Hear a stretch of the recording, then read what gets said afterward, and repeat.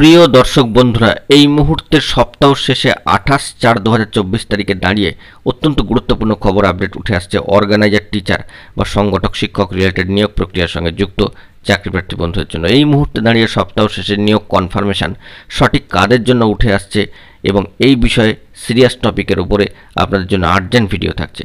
আপনাদেরকে কিন্তু এই ভিডিওটিকে দেখে নিতেই হবে, কারণ মোস্ট ইম্পর্টেন্ট তথ্য থাকছে এই ভিডিওর মধ্যে। আপনাদের জন্য সরাসরি ভিডিওটি ক্রিয়েট করা, অবশ্যই চ্যানেলটিকে সাবস্ক্রাইব করে নেবেন, ভিডিওটিকে শেষ পর্যন্ত দেখে নেবেন।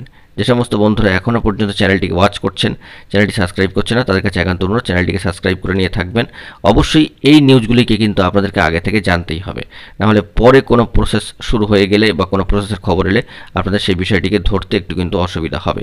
যে বিষয়টি জানিয়ে রাখি যে সপ্তাহ শেষের নিয়োগে কনফার্মেশন কাদের জন্য। হ্যাঁ বন্ধুরা, কাদের জন্য উঠে আসছে অবশ্যই আপনারা জেনে রাখুন যে দীর্ঘ 15 বছর আগে শুরু হওয়া একটা নিয়োগ প্রসেস যা থমকে ছিল, তবে মাঝে গতি পেয়েছে, নিয়োগের প্যানেল প্রকাশিত হয়েছে, নিয়োগ হয়েছে, কিন্তু বিভিন্ন অ্যালিগেশন ছিল, নিয়োগ দুর্নীতি সংক্রান্ত বিষয়, যাবতীয় সমস্ত বিষয়কে অতিক্রম করে গিয়ে এই নিয়োগের ক্ষেত্রে আবারও কিন্তু বেশ কিছু যোগ্য বঞ্চিত চাকরিপ্রার্থী চাকরি পেয়ে গেলেন। অবশ্যই বলছি 2009 বিভিন্ন জেলা ডিপিএসসিগুলি থেকে যে নিয়োগ হয়েছে সেই সমস্ত বিষয়। হাওড়া, উত্তর 24 পরগনা, মালদা জেলার ক্ষেত্রে এই নিয়োগ কনফার্মেশন ইতিমধ্যেই কিন্তু চলে এসেছে। এই দীর্ঘ 15 বছর ধরে চলতে থাকা, থমকে থাকা একটি বিশেষ নিয়োগ প্রক্রিয়া তা বর্তমানে চূড়ান্তভাবে কিন্তু রূপদান পেল। তাহলে আপনারা কেন হতাশ হচ্ছেন? বিষয়টি মাথায় রাখবেন যে সংগঠক শিক্ষক বা অর্গানাইজার টিচার রিলেটেড নিয়োগ প্রক্রিয়ার সঙ্গে যুক্ত চাকরিপ্রার্থী বন্ধু যারা রয়েছেন তারা হতাশ হচ্ছেন কেন? আপনারা হতাশার মধ্যে যাবেনই না, কারণ আপনাদেরকে এই বিষয়টি মাথায় রাখতে হবে যে দীর্ঘ 15 বছর আটকে থাকা একটি নিয়োগ প্রসেস যদি ক্লিয়ার হয়ে যেতে পারে বিভিন্ন জেলার ক্ষেত্রে, এখনও পর্যন্ত অবশ্য সাউথ চব্বিশ 2009 বাকি আছে, তাহলে আপনাদেরটা হবে না কেন? অবশ্যই আপনাদেরকে ধৈর্য ধরে থাকতে হবে। ভোট পর্ব ইতিমধ্যে চলছে, ভোট পর্বের মধ্যে কোনো পেন্ডিং রিক্রুটমেন্ট প্রসেস কিংবা অনগোয়িং রিক্রুটমেন্ট প্রসেসে কিন্তু কাজ হওয়াটা যে বিষয় সেগুলোকে লক্ষ্য রাখতে হবে।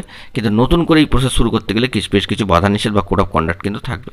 আপনাদেরকে এটা মাথায় রাখতে হবে যে ভোট পর্ব মিটে যাওয়ার পরে কোনো সম্ভাবনা জায়গা তৈরি হচ্ছে কিনা বা এই ধরনের কোনো বার্তা বা কনফার্মেশন উঠে আসছে কিনা। অবশ্যই প্রাথমিকে 2009-এর উপরে এই যে নিয়োগ কনফার্মেশন তা কিন্তু দেওয়া হচ্ছে এবং মহামান্য কলকাতা হাইকোর্টের তরফ থেকে কিন্তু অর্ডার হয়েছে।